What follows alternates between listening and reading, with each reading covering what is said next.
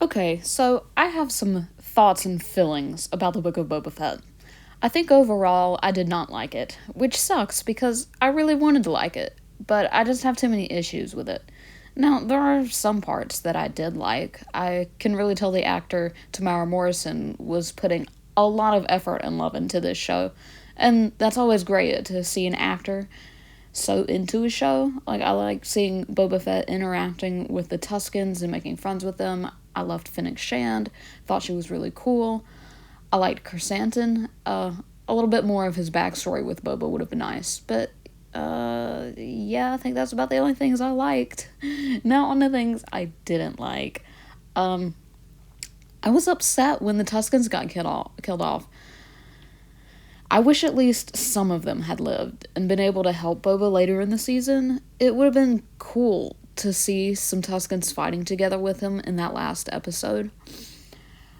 I think the Twin Hutts should have stayed on as main villains instead of leaving like that, because that felt kind of cheap and forced. It was weird and awkward and kind of pointless to even have them there if they weren't going to be main villains. Also, I didn't care for that group of teenagers with the colorful hover bikes. It was just too cheesy and didn't feel like Tatooine to me. Maybe they should have been pod racers. That would have been cool. Maybe. I think Cad Bane should have shown up sooner. And I wish they would have had, like, a little recap of his relationship with Boba. Not everyone who watched this show watched the Clone Wars beforehand. So I'm sure there are people who have no idea about the relationship between the two. And that makes Boba killing Cad Bane... It means it wouldn't hold as much weight for those people. Now, my main gripe with the Book of Boba Fett is a gripe that a lot of people have, and it's that it focused not enough on Boba Fett, considering it's called the Book of Boba Fett.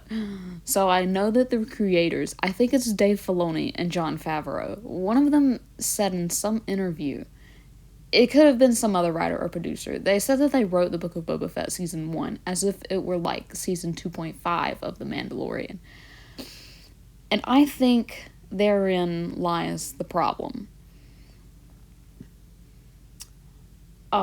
With the Book of Boba Fett, because when you have a show that is meant to be like a season and a half of a separate show, then this show is going to be in the shadow of that other show.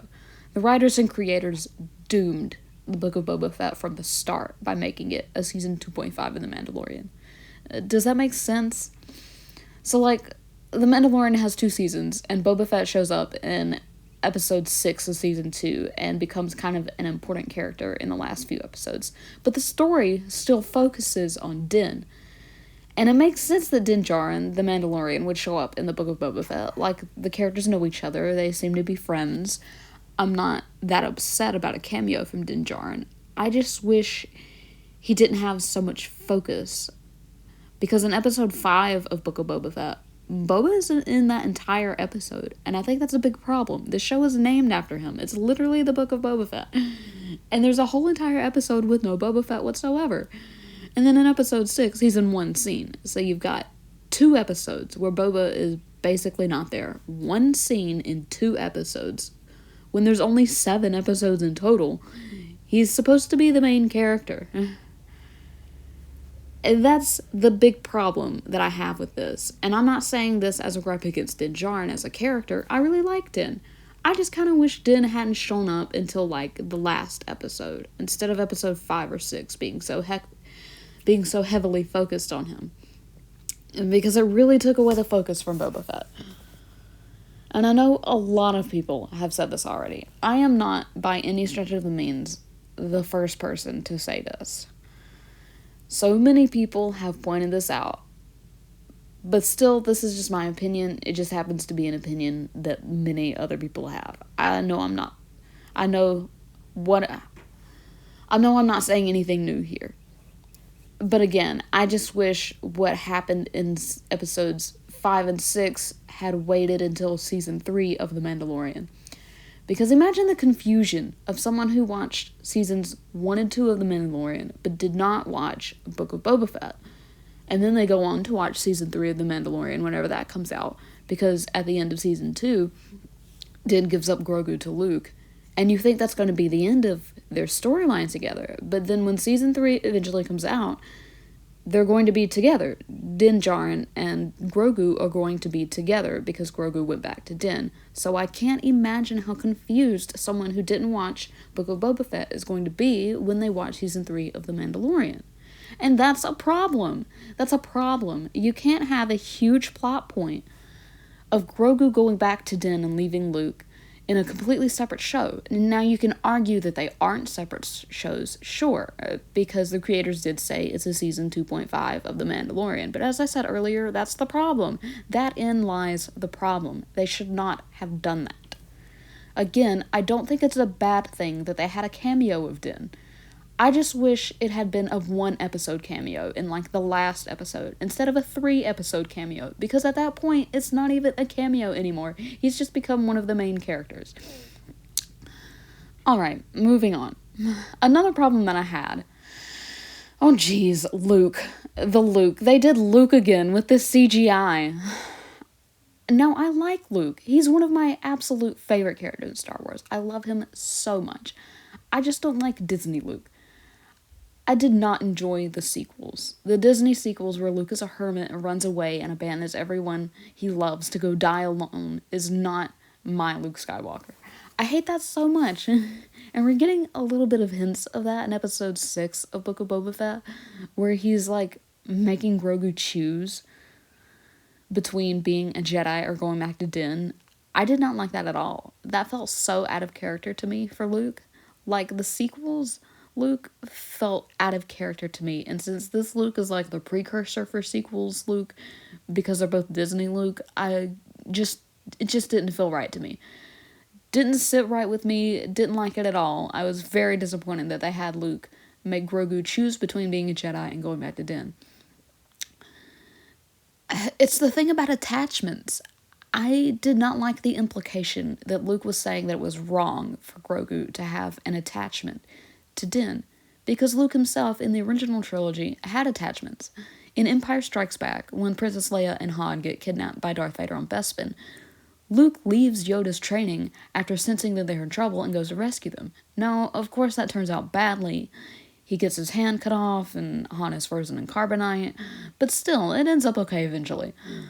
But what I got from that is that Luke didn't think there was anything wrong with having attachments to his friends, his loved ones. But now, with Disney Luke, he definitely seems like he thinks it's bad to have attachments. Now, maybe I'm just interpreting this wrong. Maybe I'm looking into it in an incorrect way or whatever. And I fully admit I have a bad taste in my mouth for Disney doing that to Luke. So maybe I'm biased. That could totally be true. I am kind of biased that I don't like Disney Luke. Jeez. Let's move on. I'm very conflicted about the Ahsoka stuff. I have to admit, seeing Luke and Ahsoka interact did really warm my heart. Okay, I've been, like, chugging the Star Wars juice since 2016. I've been sipping the Star Wars juice since 2008. I remember watching The Clone Wars on Cartoon Network when it first came out and thinking Ahsoka was really cool. I mean, she's not one of my absolute favorite characters, but I do still really like her. And this is the thing about cameos. Her cameo in season 2 of The Mandalorian worked to a degree. At least in that one episode, the story is still focused on Din.